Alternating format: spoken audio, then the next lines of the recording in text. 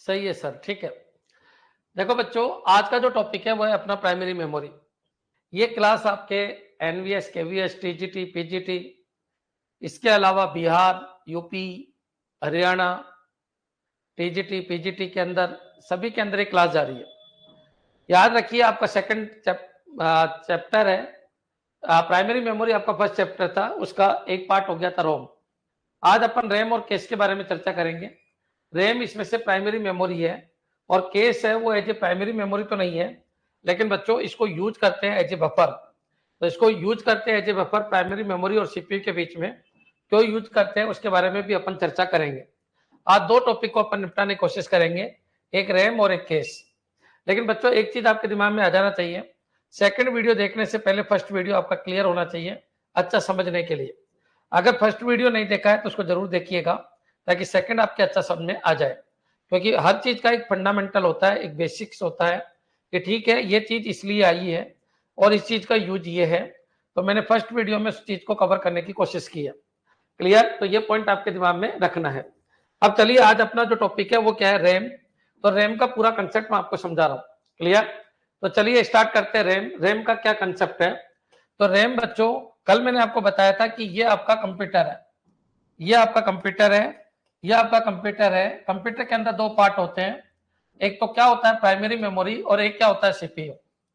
Computer दो चीज से मिलकर बना है, एक प्राइमरी मेमोरी और एक सीपीयू, ये दोनों मिलकर आपका कंप्यूटर है।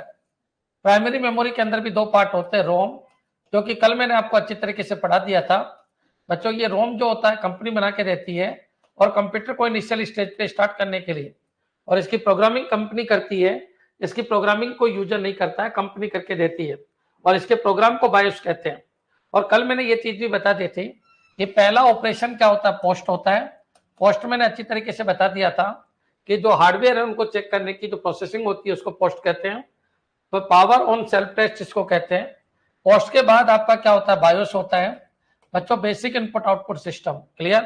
कुछ बुक में बायोस पहले पोस्ट बाद में है, तो कोई फर्क नहीं पड़ता, ऑप्शन के हिसाब से आपको आंसर देना है। तो पोस्ट और बायोस, और उसके बाद क्या होता है, तो उसके बाद सीमोस होता है, कॉन्फ़िगरेशन सेटिंग होती है, और उसके बाद क्या होता है बच्चों, बूट होता है। तो ये पॉइंट आपको ध्यान रखना है। बूटिंग इनमें से सबसे लास्ट में होने वाला प्रोसेस है। सबसे पहले आपका हार्डवेयर चेक होता है, फिर आपके इनपुट आउटपुट एक्टिव होते हैं, और फिर बच्चों आपकी कॉन्फ़िगरेशन सेटिंग देखी जाती है, और उसके बाद बूट होता है। बूट सबसे लास्ट का प्रोसेस है। इसका ऑर्डर यही होता है, पहले सीमोस फिर बूट, और इन दोनों का ऑर्डर बदल भी सकता है, कई बुक्स में बदला हुआ है। लेकिन हमेशा ध्यान रखना, कोई पूछे पहला काम क्या है तो पोस्ट ही देना है, सेकंड काम क्या होता है तो बायोस ही देना है, थर्ड ये है और फोर्थ ये है, जब तक ऑप्शन में कुछ छेड़ाखानी नहीं की गई हो। तो ये पॉइंट भी कल मैंने आपको बता दिया था। रोम कितने तरीके की होती है उनके बारे में मैंने चर्चा कर ली थी, तो ये बार बार आपको नहीं पढ़ाया जाएगा, एक बार आप समझ लेना, जिसने वीडियो नहीं देखा देख लेना। आज का जो टॉपिक है बच्चों वो क्या है, रैम। तो रैम के बारे में अपन चर्चा करते हैं। और रैम इनिशियल स्टेज पे खाली होती है, और रैम जो डेटा लेती है वो कहां से लेती है, तो रैम जो डेटा लेती है वो सेकेंडरी स्टोरेज से लेती है। ये पॉइंट भी आपके क्लियर हो गया होगा। और सेकेंडरी स्टोरेज जो डेटा लेता है, सेकेंडरी स्टोरेज में जब तक नहीं बोला जाए, याद रखिए कौन सा डिस्क आती है, हार्ड डिस्क। तो ये पॉइंट आपको दिमाग में रखना है बच्चों। क्लियर?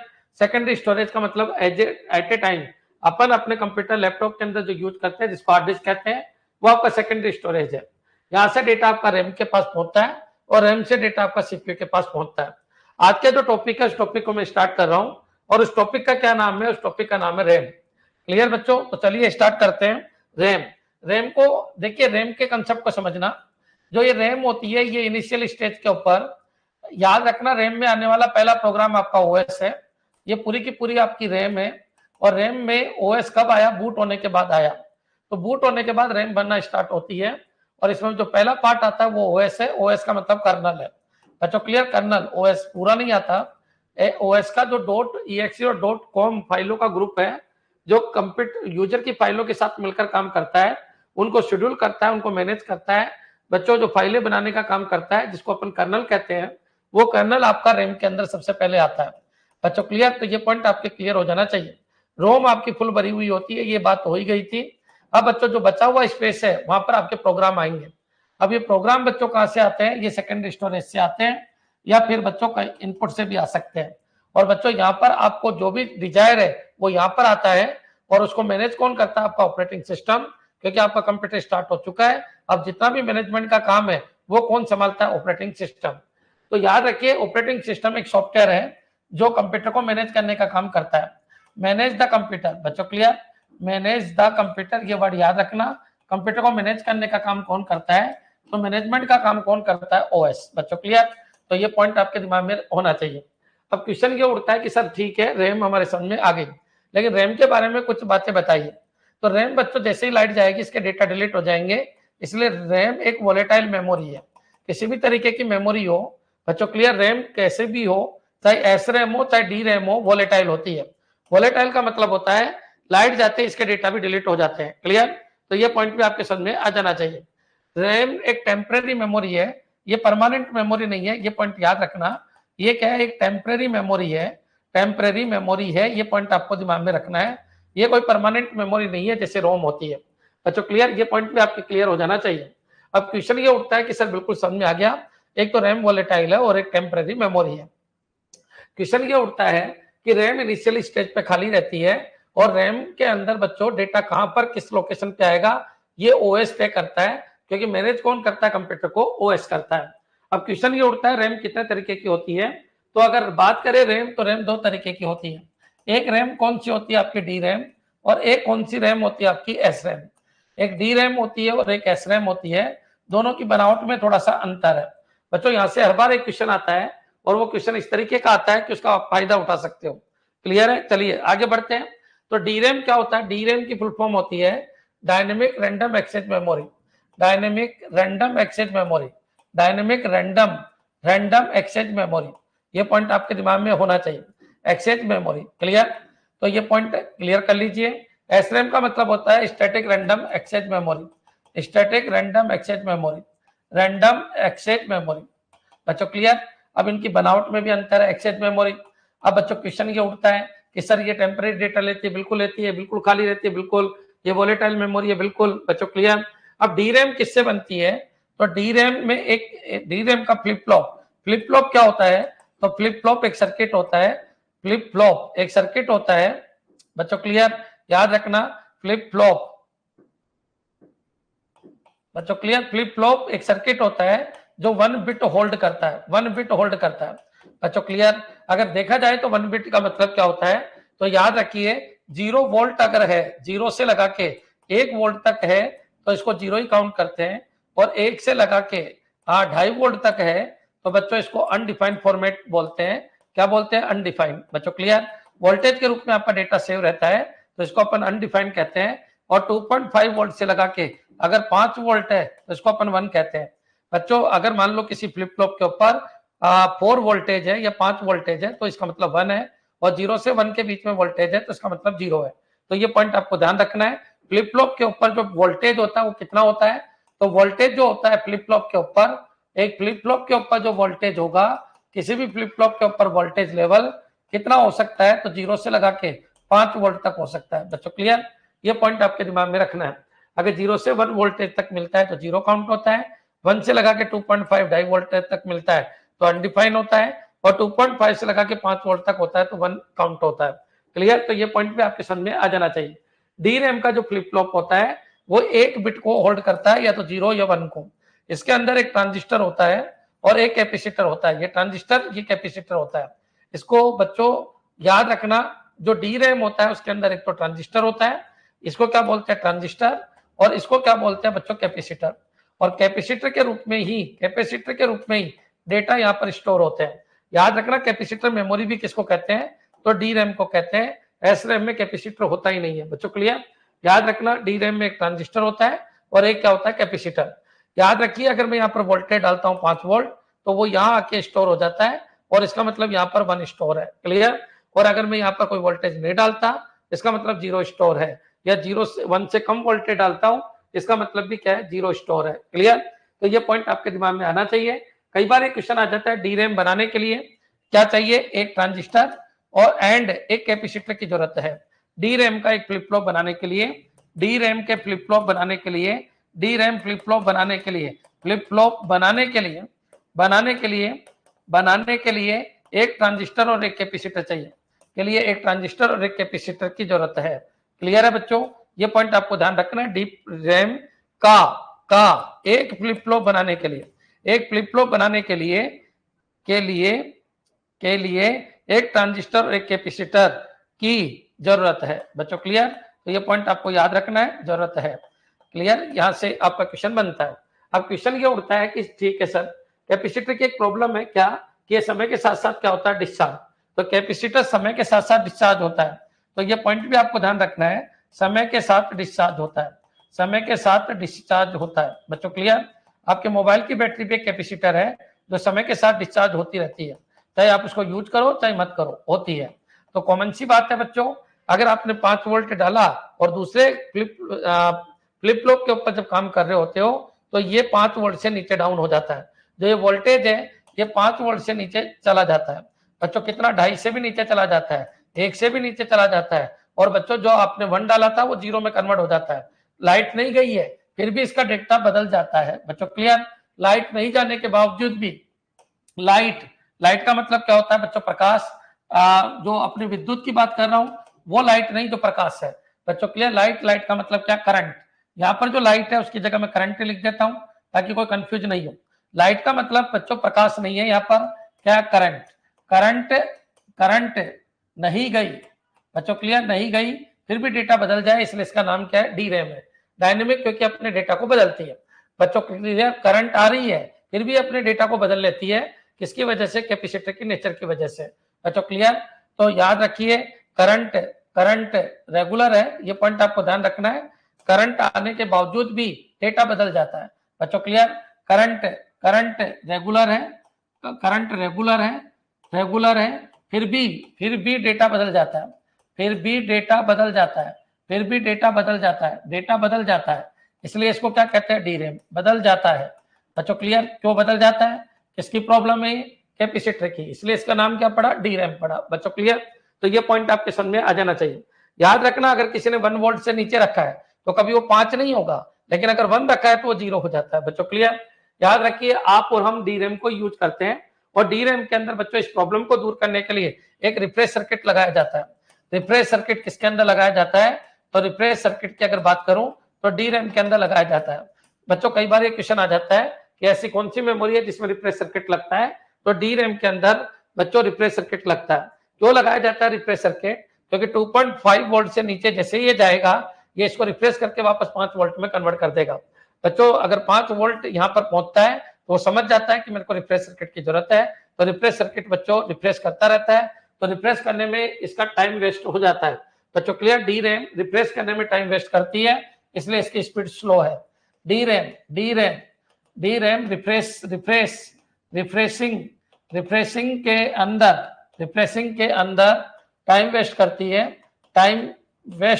है, इसलिए इसकी स्पीड कम है। वेस्ट करती है इसलिए इसकी स्पीड कम है बच्चों। क्लियर, इसलिए इसकी स्पीड कम है, ये पॉइंट आपको ध्यान रखना है, इसलिए इसकी स्पीड कम है बच्चों। क्लियर, ये पॉइंट आपको ध्यान रखना है, स्पीड कम है बच्चों। क्लियर, दूसरी बात है कि इसका जो कॉन्फ़िगरेशन है वो छोटा है, एक कैपेसिटर और एक ट्रांजिस्टर चाहिए एक फ्लिप फ्लॉप बनाने के लिए, इसलिए सस्ती है।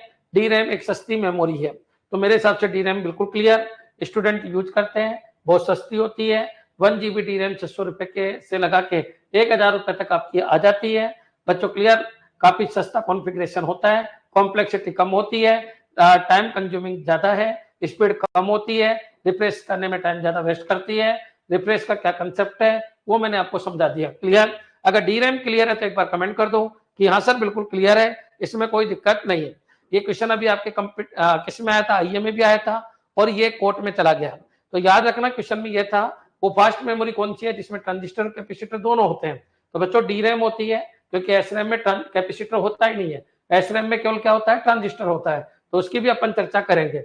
कॉस्टली कम होती है क्योंकि इसका कॉन्फ़िगरेशन हल्का होता है, तो ये पॉइंट आपको याद रखना है। इसमें रिफ्रेश सर्किट की जरूरत होती है, रिफ्रेश करना पड़ता है, वोलेटाइल होती है, वोलेटाइल तो सभी होती है, रैम का मतलब भी वोलेटाइल है, रैम कोई सी भी हो, लाइट जाते ही सबके डेटा खत्म हो जाते हैं, तो रैम हमेशा क्या होते हैं, वोलेटाइल होती है बच्चों। क्लियर, यहाँ तक अगर आपके समझ में आ गया तो अपन आगे बढ़ते हैं और आगे बढ़ेंगे किसके ऊपर, एस रैम के ऊपर। क्लियर, इस पॉइंट में अगर आपको कोई भी दिक्कत है डी रैम में तो आप कमेंट कर सकते हो, नहीं तो मैं आगे बढ़ता हूँ किसके ऊपर, एस रैम। मेरा पढ़ाया हुआ एज इट इज, एक एक लाइन आपको एज इट इज मिलेगी।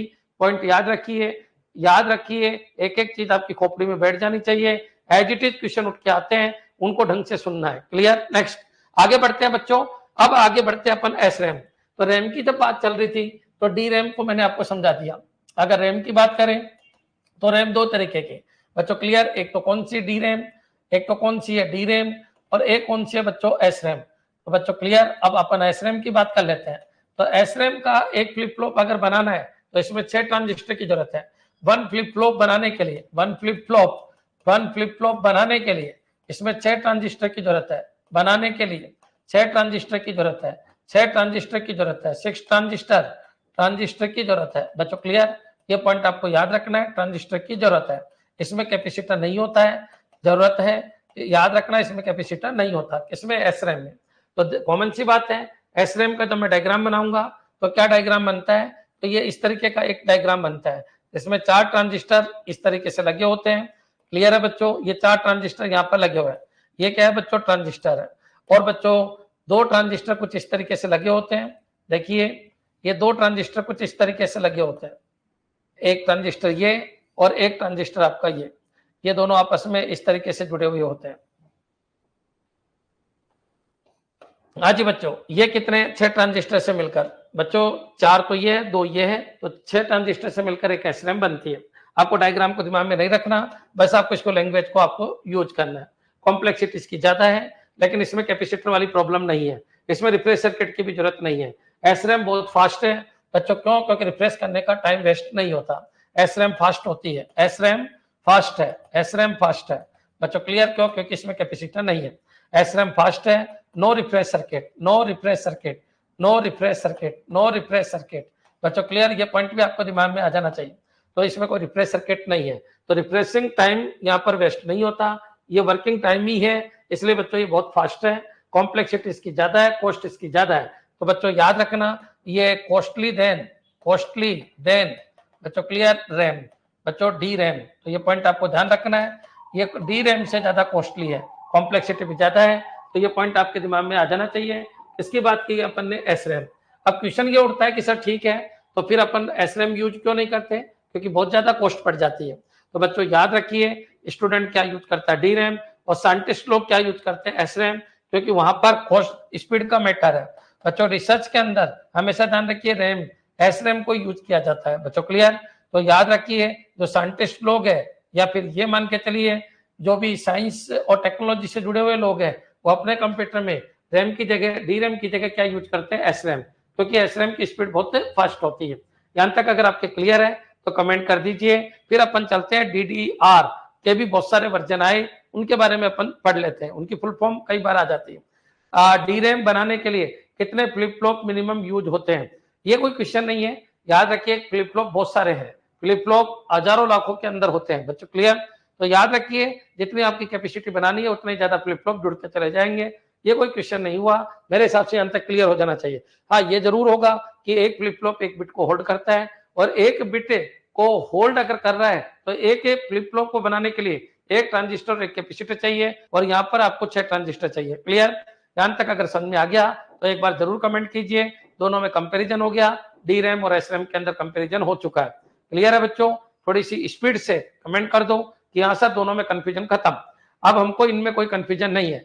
साइंटिफिक और रिसर्च के लिए एस रैम यूज करते हैं, स्टूडेंट डी रैम यूज करते हैं। ये कम कॉस्टली है, ये ज्यादा कॉस्टली है, इसकी कॉम्प्लेक्सिटी कम है, इसकी ज्यादा है बच्चों। इसकी स्पीड कम, इसकी स्पीड ज्यादा है। इसमें रिफ्रेश सर्किट, इसमें रिफ्रेश सर्किट नहीं है बच्चों। इसमें कैपेसिटर की प्रॉब्लम है, इसमें कैपेसिटर की कोई प्रॉब्लम नहीं है। क्लियर?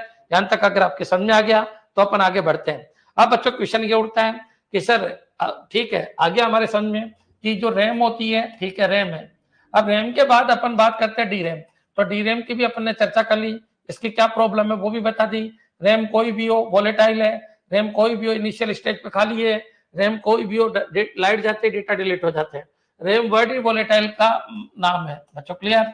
रैम कहीं पर भी वर्ड आए क्या है बच्चों? वोलेटाइल। और रोम कभी भी वर्ड आए नॉन वोलेटाइल है। अब डी रैम के अंदर भी बच्चों बहुत सारे वर्जन आए बच्चों। अगर बात करें अपन बहुत पुराने जमाने की, जब 2003 की बात करें तो 2003 तक आपकी रैम को इनको यूज करना स्टार्ट कर दिया था। तो डी रैम की अगर बात करें तो बच्चों DDR1 तो बच्चों डबल डेटा रेट वर्जन 1, इसकी फुल फॉर्म क्या होती है? तो इसकी फुल फॉर्म है double data rate version 1, double data rate बच्चों क्लियर वर्जन 1, बच्चों क्लियर 1 ऐसे लिख दो। तो डबल डेटा रेट वर्जन 1। तो याद रखना बच्चों DDR1 जो है इसकी क्लॉक की जो स्पीड है वो 200 मेगाहर्ट्ज से लगा के 400 मेगाहर्ट्ज तक है बच्चों क्लियर। ये पॉइंट आपको दिमाग में रखना है। ये क्वेश्चन कई बार आ जाता है कि इनकी स्पीड थोड़ी कम थी और ये पीसीओ लैपटॉप के अंदर यूज आते थी, पीसीओ लैपटॉप के अंदर ये यूज आती थी बच्चों क्लियर। फिर जमाना किसका आया? तो जमाना आया DDR2 बच्चों क्लियर, DDR2। तो DDR2 में क्या हुआ? तो DDR2 के अंदर क्लॉक स्पीड जस्ट दुगनी हो गई, ये 200 की जगह 400 हो गई, 400 मेगाहर्ट्ज से लगा के, और ये 800 मेगाहर्ट्ज तक जा रही है बच्चों क्लियर, और थोड़ी सी ज्यादा 1000 तक भी पहुंच गई। लेकिन आपको इसी पॉइंट के ऊपर याद रखना है। DDR2 के बाद आई DDR3 बच्चों, फुल फॉर्म भी आपको दिमाग में रखनी है बच्चों, double data rate version 1, double data rate version 2, DDR3। तो DDR3 बच्चों वही 800 से लगा के, 800 मेगाहर्ट्ज से लगा के 1600 मेगाहर्ट्ज, और थोड़ी और ज्यादा भी अपन बोल सकते हैं। आपको तो केवल इशारा चाहिए क्योंकि ऑब्जेक्टिव पेपर चाहिए बच्चों क्लियर। नेक्स्ट फिर आई बच्चों DDR4। तो DDR4 काफी कॉस्टली हो गई इसलिए ज्यादा यूज नहीं करते, लेकिन बच्चों ये भी 1600 मेगाहर्ट्ज से लगा के, और कितना है 3200 मेगाहर्ट्ज, 3200 मेगाहर्ट्ज ये इनकी क्या होती है? क्लॉक की स्पीड होती है बच्चों क्लियर। अब DDR5 भी आ गई 2020 के अंदर बच्चों क्लियर। DDR5 खैर अपन यूज नहीं करते क्योंकि इतना पैसा अपने पास है ही नहीं। इनकी स्पीड 3200 मेगाहर्ट्ज से लगा के बच्चों कितना है? तो 6400 मेगाहर्ट्ज तक है बच्चों क्लियर। तो ये पॉइंट आपको दिमाग में रखना है। DDR6 DDR7 अभी तक नहीं आई है, तो ये याद रखना। ये पीसीओ लैपटॉप में चलता है, ये भी पीसीओ लैपटॉप के अंदर यूज करते हैं बच्चों। सर्वर में स्पीड बहुत चाहिए तो इसकी ये सर्वर, पीसी लैपटॉप सर्वर इनके अंदर यूज आ जाता है, और बच्चों याद रखना कॉस्ट बढ़ जाती है। DDR3 की कॉस्ट बहुत ज्यादा है। DDR4 की अगर मैं बात करूं तो सर्वर के साथ साथ ये तो बच्चों ये काम तो इसमें भी चल रहा है, ये लैपटॉप पीसी इसमें भी लगा सकते हो, लेकिन सर्वर के साथ साथ DDR4 बच्चों किसमें? AI प्रोडक्ट के अंदर यूज आने लग गई बच्चों क्लियर। AI गेमिंग क्लियर इनके अंदर यूज आने लग गई। और बच्चों अगर मैं बात करूं तो ये भी AI और गेमिंग के अंदर यूज आने लग गई क्लियर। तो ये सारी चीजें आपके समझ में आ जानी चाहिए। अगर ये पॉइंट भी अगर आपके क्लियर है तो एक बार कमेंट कर दीजिए। क्लॉक पल्स की स्पीड बच्चों हर एक देखो, गौर से देखो, क्लॉक की स्पीड क्या हो गई? बढ़ गई। क्लॉक की स्पीड हर बार बढ़ गई बच्चों।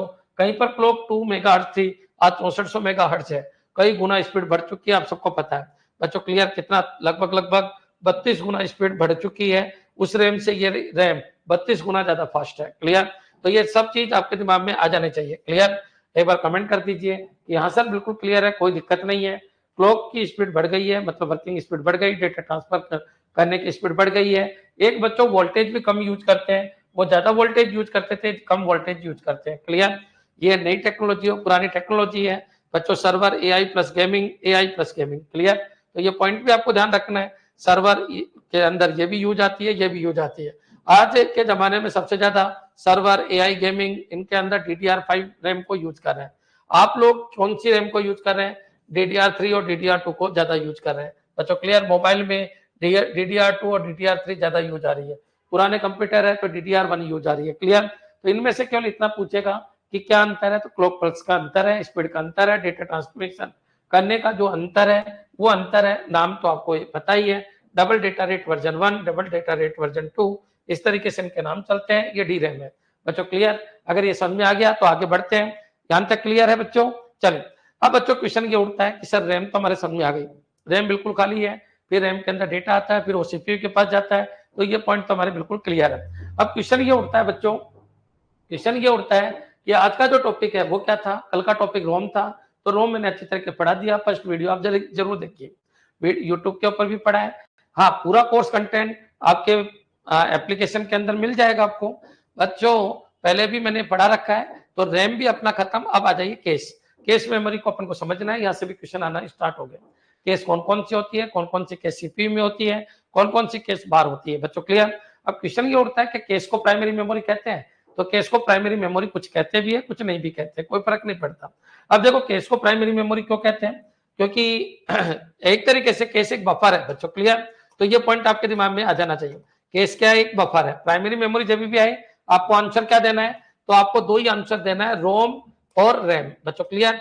तो याद रखना बफर जब भी आए तो आपको केस एक बफर है, कई बार ये पूछ लेते हैं केस मेमोरी कैसी मेमोरी है, तो एक बफर मेमोरी है।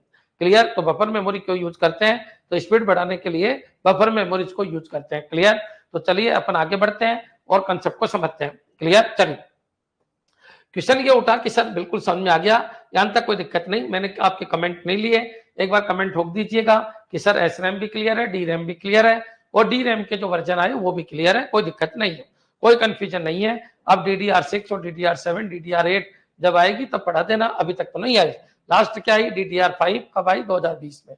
क्लियर? ज्यादा यूज किस में आते हैं? तो गेमिंग, AI इनके अंदर ज्यादा यूज आती है, सर्वर के अंदर ज्यादा यूज आती है।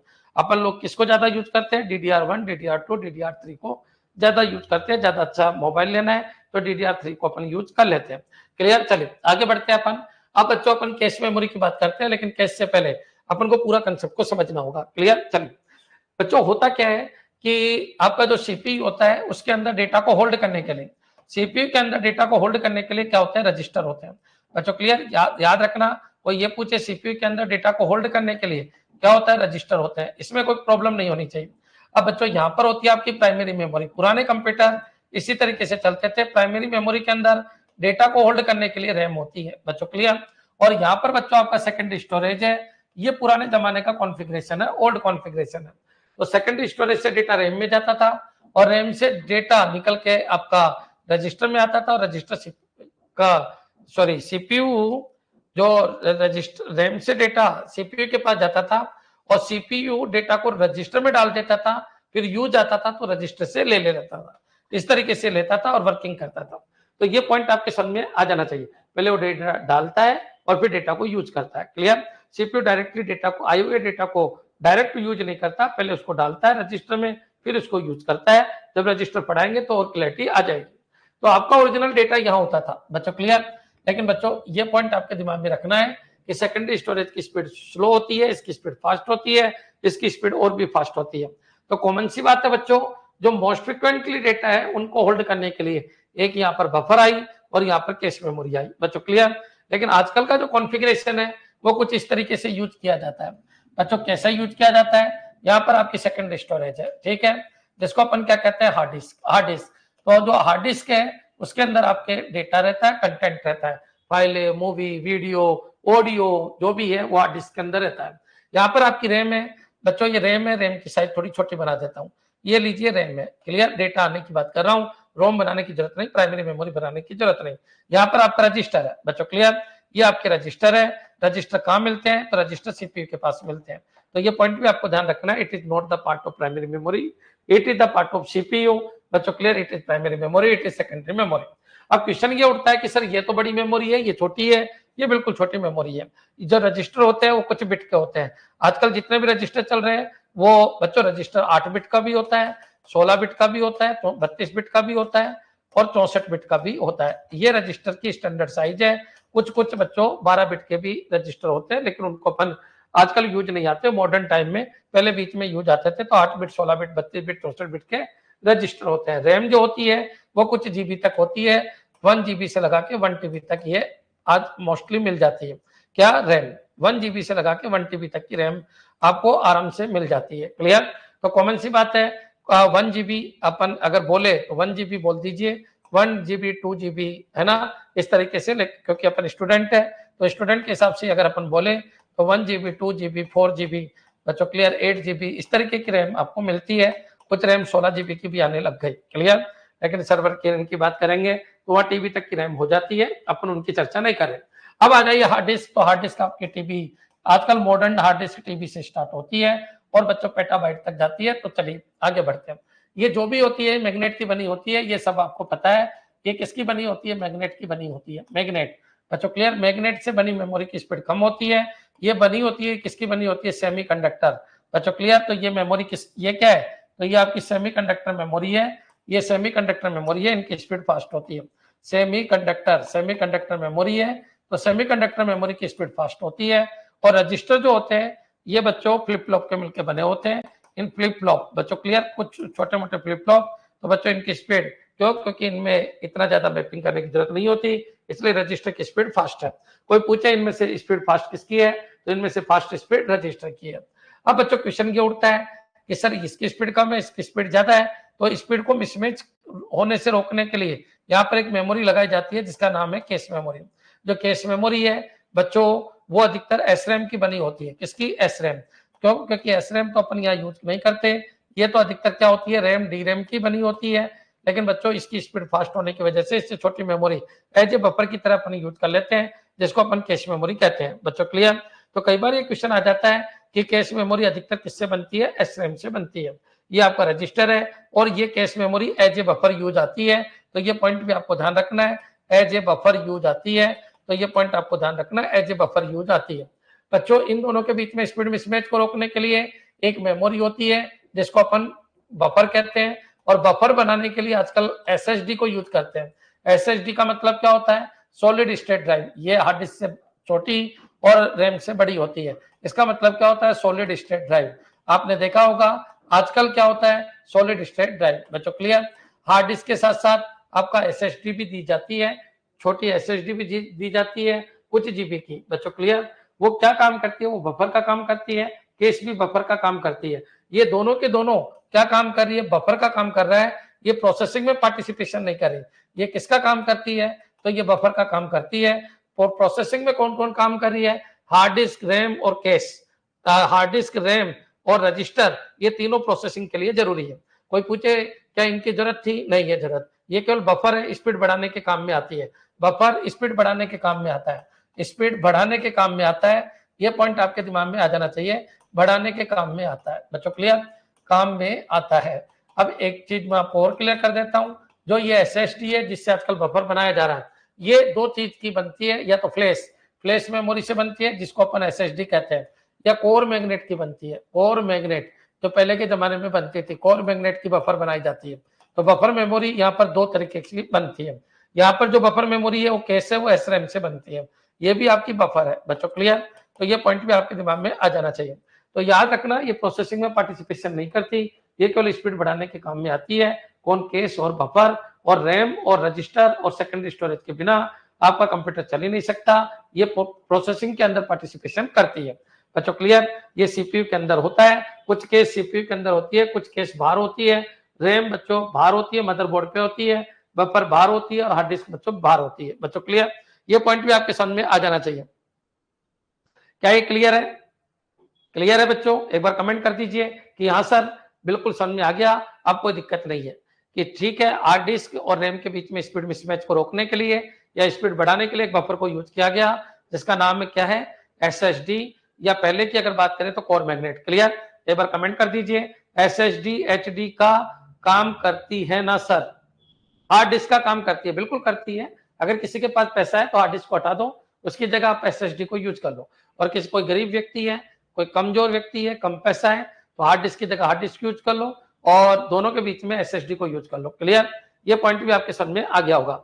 अब क्वेश्चन ये उठता है कि सर हाँ ये सारी चीज तो हमारे बिल्कुल क्लियर है, अब थोड़ा सा अपन आगे बढ़ते हैं। अब बच्चों क्वेश्चन ये है कि सर एक बार इनकी वर्किंग भी समझा दीजिए।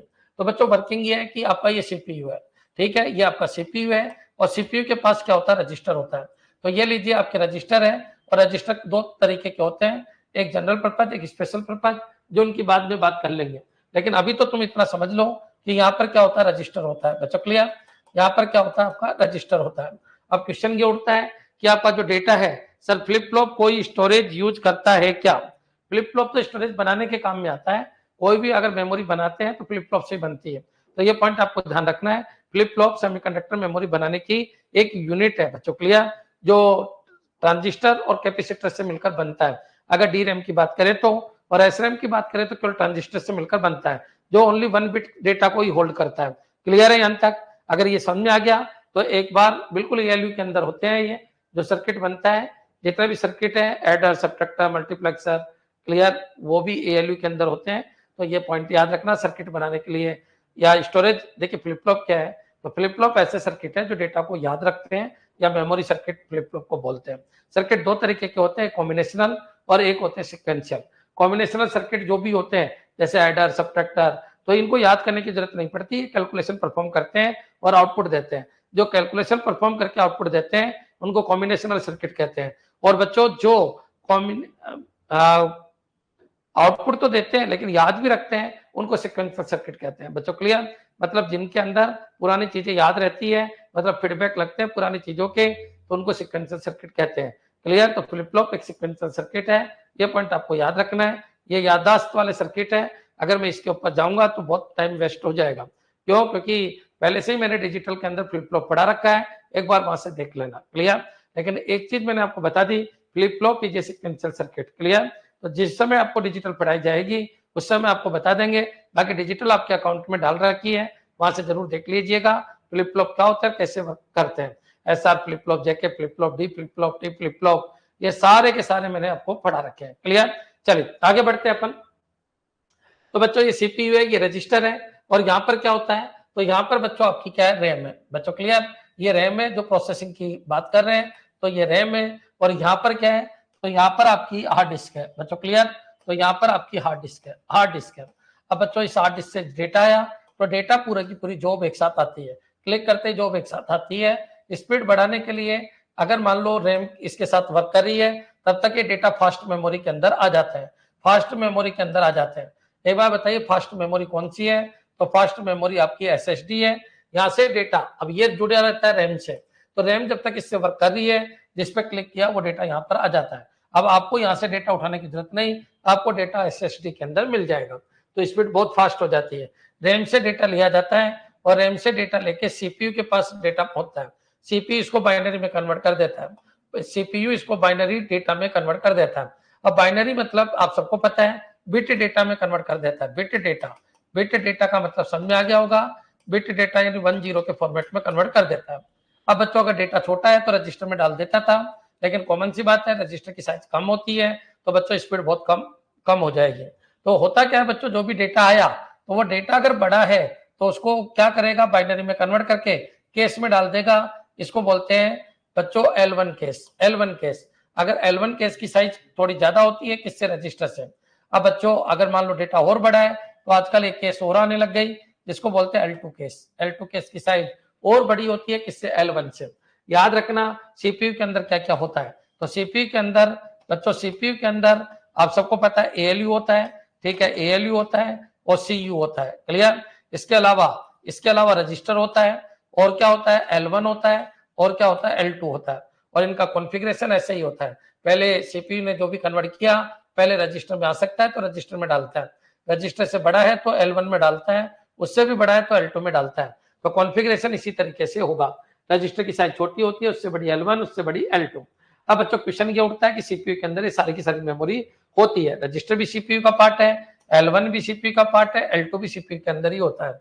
CPU आपने देखा होगा, जो फैन होता है उसके नीचे CPU लगा होता है। बच्चों क्लियर? तो L1 L2 CPU के अंदर ही होती है, ये पॉइंट भी आपके क्लियर हो जाना चाहिए। अब क्वेश्चन ये उठता है, अब नई एक मेमोरी और आई है जिसको बोलते हैं केस L3। तो बच्चों जो L3 है वो CPU का पार्ट नहीं है, वो मदरबोर्ड का पार्ट है, मदरबोर्ड का पार्ट है, ये पॉइंट आपको ध्यान रखना है। लेकिन रजिस्टर, अगर डेटा रजिस्टर में आ सकता है तो रजिस्टर में, नहीं तो L1 में, नहीं तो L2 में, और बड़ा डेटा है तो वो किस में आता है, L3 के अंदर। लेकिन ये चारों के चारों मेमोरी बच्चों डेटा किसके रूप में होल्ड करती है, बाइनरी के रूप में होल्ड करती है। पहले डेटा CPU के पास आता है, CPU का जो CU है वो उसको डिकोड करता है और बाइनरी में कन्वर्ट कर देता है, फिर बच्चों फर्दर यूज के लिए रजिस्टर L1 L2 L3 में देखता है। अब मान लीजिए कोई वर्किंग हो रही है और वर्किंग में जो डेटा चाहिए तो वो कहाँ ढूंढा जाता है, वर्किंग डेटा को सबसे पहले रजिस्टर में ढूंढा जाता है, तो रजिस्टर में नहीं मिला तो फिर L1 में ढूंढा जाता है, फिर L1 में नहीं मिला तो L2 में ढूंढा जाता है, और L2 में नहीं मिला तो L3 में ढूंढा जाता है, फिर नहीं मिला तो फिर रैम में ढूंढा जाता है, और फिर रैम में भी नहीं मिला तो इसमें ढूंढा जाता है, इसमें भी नहीं मिला तो फिर यहाँ से वापस लिया जाता है। इस तरीके से वर्किंग होती है। यहाँ पर डेटा बाइनरी रूप में नहीं होता, यहाँ पर जो डेटा होता है वो बाइनरी रूप में नहीं होता, यहाँ पर जो डेटा होता है वो कोड के रूप में होता है, जिसको नेमोनिक्स कहते हैं। बच्चों क्लियर? क्या कहते हैं, नेमोनिक्स। बच्चों क्लियर? तो ये पॉइंट आपके दिमाग में आ जाना चाहिए। तो यहाँ पर जो डेटा होता है वो नेमोनिक्स के रूप में होता है, असेंबली कोड के रूप में होता है, असेंबली कोड के रूप में होता है, या फिर ऑब्जेक्ट के रूप में होता है। डेटा कोई ना कोई ऑब्जेक्ट के रूप में होता है, जैसे ASCII ऑब्जेक्ट, BCD ऑब्जेक्ट। बच्चों क्लियर? नाम सुना होगा, इसके रूप में आपका डेटा रहता है। लेकिन यहाँ पर जो डेटा है वो शुद्ध बाइनरी में कन्वर्ट हो जाता है, मतलब कैलकुलेशन डेटा में कन्वर्ट हो जाता है। तो ये पॉइंट आपके दिमाग में आ जाना चाहिए। तो ये याद रखना, CPU के अंदर ALU, CU, रजिस्टर L1 और L2 ये रहते हैं। बच्चों क्लियर? तो ये पॉइंट आपके दिमाग में आ जाना चाहिए। ये पॉइंट अगर आपके समझ में आ गया कि वर्किंग कैसे होती है तो एक बार कमेंट कर दो। केस ने क्या किया? स्पीड बढ़ाई। बफर ने क्या किया? स्पीड बढ़ाई। रैम प्रोसेसिंग में काम आता है, रजिस्टर प्रोसेसिंग में काम आता है, हार्ड डिस्क भी बच्चों डेटा को देती है प्रोसेसिंग के लिए। लेकिन बच्चों SSD या फिर जिसको अपन बफर मेमोरी कहते हैं, जो पहले कोर मैग्नेट की बनती थी, ये फास्ट मेमोरी होती है, जो बच्चों फास्ट मेमोरी होने की वजह से इनको एज ए बफर यूज किया जाता है। कोई पूछ ले आपसे कि केस का यूज क्या है, अभी आया भी था एग्जाम में, तो मोस्ट फ्रिक्वेंटली डेटा को यूज करती है। मोस्ट फ्रिक्वेंटली बच्चों आजकल केसिंग का कंसेप्ट हर जगह आ रहा है। तुम अगर व्हाट्सएप भी लिखते हो तो पहले अगर कोई वर्ड लिखा गया है तो वो आपको केस मेमोरी बता देती है कि ये वर्ड आपका पहले लिखा गया है। कोई लेटर लिखना लगते हो, 2-3 अक्षर लिखते हो, पूरा का पूरा लेटर केस मेमोरी से आ जाता है। तो most frequently data, most frequently data, most frequently data hold in case, hold in case, hold in case. बच्चों क्लियर? तो ये पॉइंट आपको ध्यान रखना है। बच्चों क्लियर? तो मेरे हिसाब से क्लियर हो गया होगा। और याद रखिए cache memory as a binary data को ही होल्ड करती है। क्लियर? ये पॉइंट अगर समझ में आ गया तो अब अपन आगे बढ़ते हैं और इसको समझ जाते हैं कि L1, L2, L3 का कॉन्फ़िगरेशन कैसा होगा। क्लियर है? एक बार कमेंट चाहिए मेरे को सभी बच्चों का कि हाँ सर यहाँ तक तो हमको कोई दिक्कत नहीं है, पूरी अच्छी तरीके से समझ में आ गया। यहाँ तक का डेटा आपका न्यूमेरिक्स में होता है और यहाँ पर जो डेटा होता है वो बाइनरी में कन्वर्ट हो जाता है। बाइनरी डेटा फास्ट होता है, इसलिए पहले यहाँ सर्च करता है। अगर मान लो केस में नहीं मिलती तो इसको केस हिट मिस कहते हैं, और केस में अगर कोई चीज मिल गई तो उसको केस हिट कहते हैं। बच्चों क्लियर? एक बार एक क्वेश्चन आया, केस मिस होने से क्या होता है? स्पीड कम हो जाती है, क्योंकि डेटा को आपको इधर ढूंढना पड़ेगा, और केस हिट हो गई यानी केस में डेटा मिल गया तो स्पीड बढ़ जाती है। क्लियर? यहां तक समझ में आ गया होगा? हाँ जी, बढ़े आगे। यहां तक क्लियर है सभी बच्चों के? चलिए अब क्वेश्चन ये उठा कि सर ये चीज तो हमारे सामने आ गई, अब केस का कॉन्फ़िगरेशन भी हमको समझा दीजिए। L2 केस भी सीपीयू पर होती है क्या, या सीपीयू से बाहर? सीपीयू के अंदर होती है मोती, सीपीयू के अंदर होती है। हाँ, L3 केस होती है वो सीपीयू से बाहर होती है। बच्चों क्लियर? अभी सीपीयू से बाहर का क्या कंसेप्ट है वो भी मैं आपको समझाऊंगा। क्लियर? चलिए आगे बढ़ते हैं।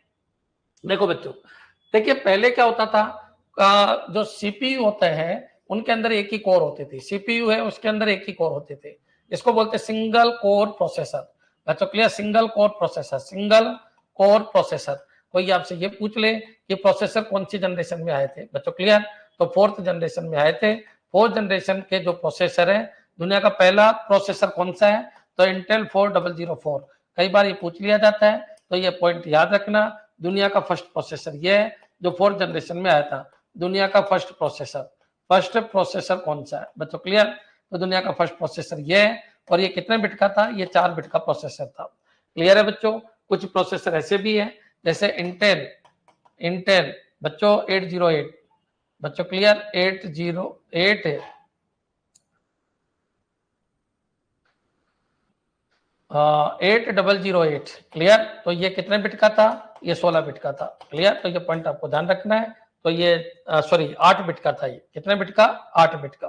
कितने बिट का था? ये 8 बिट का था। और भी नाम बता देता हूँ। 8085 बच्चों, इंटेल 8085, इंटेल 8085 इसकी पूरी प्रोग्रामिंग तुमने पढ़ी होगी। ये भी कितने बिट का था? 8 बिट का। और इंटेल बच्चों 8086 माइक्रो प्रोसेसर, ये 16 बिट का माइक्रो प्रोसेसर था। बच्चों क्लियर? अभी इंडिया ने जो बनाया उसका नाम है शक्ति। बच्चों क्लियर? शक्ति बच्चों क्लियर? शक्ति। और वो कितने बिट का है? वो 64 बिट का माइक्रो प्रोसेसर है। कब बनाया था इंडिया ने? तो इंडिया का फर्स्ट माइक्रो प्रोसेसर है, इंडियाज फर्स्ट माइक्रो प्रोसेसर कौन सा है? तो ये पॉइंट आपको याद रखना है। प्रोसेसर कौन सा है? तो बच्चों शक्ति 64 बिट का है, और ये 2018 में बनके तैयार हुआ था। बच्चों क्लियर? तो ये पॉइंट भी आपको दिमाग में रखना है। अब क्वेश्चन ये उठता है, दुनिया का फर्स्ट प्रोसेसर ये है। अब चलिए आगे बढ़ते हैं। तो दुनिया में जब आए तो सिंगल कोर प्रोसेसर आए, फिर धीरे धीरे क्या किया, इनमें कोर बढ़ती गई। बच्चों क्लियर? सीपीयू बच्चों सेंट्रल प्रोसेसिंग यूनिट है, इसमें बहुत सारे वर्किंग कोर हो सकती है। बच्चों क्लियर? जैसे मेरे अंदर एक ही दिमाग है, लेकिन रावण के अंदर 10 दिमाग थे, तो रावण मल्टी कोर प्रोसेसर था, लेकिन मैं सिंगल कोर प्रोसेसर हूँ क्योंकि मेरे अंदर एक ही दिमाग है। बच्चों क्लियर? देखिए सीपीयू क्या होता है, जो ये पूरी बाउंड्री है ये पूरे सीपीयू है। तो याद रखिए मैं सिंगल कोर प्रोसेसर हूँ, लेकिन रावण 10 कोर प्रोसेसर था। बच्चों क्लियर? तो चलिए अपन आगे बढ़ते हैं, समझने की कोशिश करना। तो बच्चों होता क्या है, जो सीपीयू होता है, सीपीयू तो एक बच्चों एक यूनिट है पूरी की पूरी। तो सीपीयू अब ड्यूल कोर प्रोसेसर आ गए, जिसमें वर्किंग यूनिट 2 है बच्चों, क्लियर। तो ये कोर अलग है, ये कोर अलग है। तो प्रत्येक कोर के लिए ये कोर है, प्रत्येक कोर का अपना रजिस्टर होता है, प्रत्येक कोर का अपना L1 होता है, प्रत्येक कोर का अपना L2 होता है। चलिए मैं ऐसे बना देता हूं ताकि आपके अच्छी तरीके से समझ में आ जाए। बच्चों यहाँ पर क्या है, ये रजिस्टर है, ये एक आपका एक कोर है, इस कोर का अपना खुद का कोर ये पूरी ले लेते हैं ताकि डायग्राम ढंग से बन जाए। ये कोर है बच्चों, क्लियर। कोर का खुद का एक रजिस्टर जोड़ा है, इसका ये कोर है, इस कोर का एक रजिस्टर है, ये रजिस्टर है क्या R, ये क्या है L1 है, और ये क्या है बच्चों इसकी L2 है। ये रजिस्टर है, ये क्या है L1 है, और ये क्या है बच्चों L2 है। ठीक है, इस तरीके से ये बना। ये भी बच्चों आपका एक कोर है, इस कोर का अपना खुद का रजिस्टर है बच्चों, क्लियर, जोड़ा है, इसका L1 है बच्चों, इसका L2 अपना सेपरेट है। और यहाँ पर बच्चों अब L3 क्या होगा, तो L3 दोनों कोर के लिए बच्चों कॉमन होता है। L3 एक ही होता है पूरे के पूरे सीपीयू में, L3 एक ही होता है, और सीपीयू के अंदर जितनी कोर होगी उतने L1 होंगे, उतने L2 होंगे, उतने रजिस्टर के पेयर होंगे बच्चों, क्लियर। तो ड्यूल कोर प्रोसेसर है, कौन सा है, dual core processor, dual core processor है। अब ड्यूल कोर प्रोसेसर है तो एक काम ये करता रहेगा, एक काम ये करता रहेगा। रावण के 10 दिमाग थे, 10 अलग अलग काम करते थे। अरविंद सर का एक दिमाग है, एक ही तरीके का काम करेगा बच्चों, क्लियर। तो कॉमन सी बात है, मेरे हिसाब से अच्छे तरीके से समझ में आ गया होगा। क्वाड कोर के अंदर भी ऐसा ही होता है। तो वहां पर सीपीयू कितने बच्चों, वहां पर सीपीयू आपके सीपीयू 1 है, कोर 4 है बच्चों, क्लियर। सबके अपने अपने रजिस्टर होंगे, L1 L2 बच्चों सेपरेट होगा, और बच्चों L3 कॉमन होगा, सभी चारों का कॉमन होगा। अगर स्पीड की बात करें तो स्पीड की बात भी अपन कर लेते हैं। स्पीड में सबसे ज्यादा स्पीड किसकी है, तो सबसे ज्यादा स्पीड आपके रजिस्टर की है। रजिस्टर से कम स्पीड L1, फिर उससे कम L2, और उससे कम किसकी होती है, L3। बच्चों याद रखना, ये तीनों के तीनों सीपीयू के पार्ट है बच्चों, क्लियर। ये बच्चों मदरबोर्ड के ऊपर होती है, किसके ऊपर होती है, मदरबोर्ड, मदरबोर्ड के ऊपर होती है, और सीपीयू से आउटसाइड होती है बच्चों, क्लियर। L3 के बाद क्या आ गई, तो बच्चों L3 के बाद आपकी रैम आ गई, और रैम के बाद आपकी रोम आ गई। तो ये पॉइंट आपको ध्यान रखना है, क्लियर। अब बच्चों क्वेश्चन ये उठता है कि ये जो जितनी भी L1 L2 L3 है, ये मोस्टली SRAM की बनाई जाती है, किसकी, SRAM की बनाई जाती है। और याद रखना, ये जितने भी L1 L2 L3 है, ये बाइनरी डेटा को होल्ड करते हैं। कौन से डेटा को, बाइनरी डेटा, बाइनरी डेटा को होल्ड करते हैं बच्चों, क्लियर। बाइनरी फॉर्मेट में डेटा को होल्ड करते हैं, क्योंकि इनको कन्वर्ट करने की जरूरत नहीं पड़े। रैम रोम के बाद बच्चों स्पीड किसकी है, तो स्पीड बफर की है। बफर का मतलब जैसे आपकी SSD है, कोर मैग्नेट है, कोर मैग्नेट है, इनकी मैं बात कर रहा हूँ। तो ये पॉइंट भी आपके समझ में आ जाना चाहिए। बफर किसके बीच में लगती है, तो प्राइमरी मेमोरी, ये याद रखना। यहाँ पर स्टोरेज नहीं है, ये रोम स्टोरेज नहीं है। रोम एक कंप्यूटर को इनिशियल स्टेज पे स्टार्ट करने के लिए ये स्टोरेज है, लेकिन ये नहीं है। ये पॉइंट आपको ध्यान रखना है, रोम कोई स्टोरेज नहीं है। रोम तो बच्चों एक तरीके से पहले से ही भरी हुई होती है। बफर के बाद बच्चों आपकी किसकी स्पीड होती है, हार्ड डिस्क बच्चों, क्लियर। तो ये पॉइंट आपको दिमाग में रखना है। और हार्ड डिस्क है, इसी को सेकेंडरी स्टोरेज कहते हैं। तो ये पॉइंट भी दिमाग में रखना है, इसको क्या कहते हैं अपन, सेकेंडरी स्टोरेज, क्लियर। तो मेरे हिसाब से बिल्कुल क्लियर हो गया होगा किस तरीके से ये पूरा का पूरा काम होता है। तो एक पूरा कंसेप्ट मैंने आपको समझाया, प्राइमरी मेमोरी का क्या कंसेप्ट है। L3 शेयर्ड होती है, बिल्कुल होती है, क्लियर है बच्चों। एक बार कमेंट कर दो कि हाँ सर आज की पूरी क्लास हमारे समझ में आ गई, सारे कंफ्यूजन हमारे बिल्कुल क्लियर है। 2 मिनट दे रहा हूँ, जो भी क्वेश्चन पूछना है फटाफट पूछ लीजिएगा, क्लियर।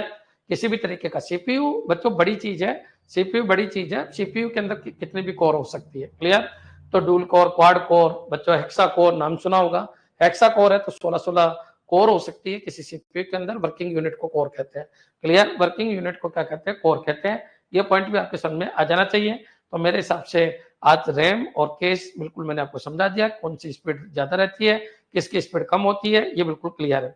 कोर टू ड्यूल क्या होता है, एक तो होता है ड्यूल कोर, और एक होता है कोर टू ड्यूल बच्चों, क्लियर। तो ड्यूल कोर और एक होता है कोर टू ड्यूल। इसमें से कोर टू ड्यूल बेस्ट है। कोर टू ड्यूल क्या होता है, वही होता है, बस उनको जो कॉन्फ़िगरेशन होता है ना, वो थोड़ा सा अलग होता है बस। सर मदरबोर्ड किस मटेरियल का बना होता है, मदरबोर्ड किसका बना होता है। देखिए मटेरियल कुछ नहीं है, देखिए कोई ये पूछे सेमीकंडक्टर किसका बना होता है, तो सेमीकंडक्टर 2 होते हैं, सिलिकॉन और जर्मेनियम, क्लियर। तो अधिकतर जितने भी इक्विपमेंट्स लगे होते हैं मदरबोर्ड पे, वो तो होते हैं सेमीकंडक्टर के। और मदरबोर्ड जो खुद होता है वो तो प्लास्टिक, या ये बोल सकते हो आप प्लास्टिक का बना होता है, और तो क्या बोलेंगे इसमें, क्लियर। चलिए, और कुछ पूछना हो तो बताइए। लेकिन मदरबोर्ड के ऊपर जितने भी इक्विपमेंट्स लगे होते हैं सेमीकंडक्टर खुद सिलिकॉन या जर्मेनियम का बना होता है। क्लियर? और याद रखना क्या क्या हो सकता है, कैपेसिटर, ट्रांजिस्टर, इसके अलावा आपकी रैम रोम, ये सब मदरबोर्ड के ऊपर लगी होती है। मदरबोर्ड समझ में आ गया? चलिए, और कोई डाउट है तो बताइए। कल अपन आगे बढ़ेंगे, किसके ऊपर चलेंगे कल? मदरबोर्ड खुद जो बना होता है वो प्लास्टिक का या किसी का भी बन सकता है, मोस्टली प्लास्टिक का ही बना होता है। क्लियर? चलिए, अब कल अपन स्टार्ट करेंगे, किसकी चर्चा करेंगे कल? तो अपन सेकेंडरी स्टोरेज की चर्चा करेंगे। सेकेंडरी स्टोरेज से भी काफी क्वेश्चन आ जाते हैं। पिट क्या होता है, क्लियर, लैंड्स क्या होते हैं, सेकेंडरी स्टोरेज के अंदर साइज कैसे निकालते हैं, एड्रेस लाइन कितनी होगी, बस लाइन कितनी होगी, ये सारी चीज की चर्चा अपन कल करेंगे। क्लियर? धन्यवाद।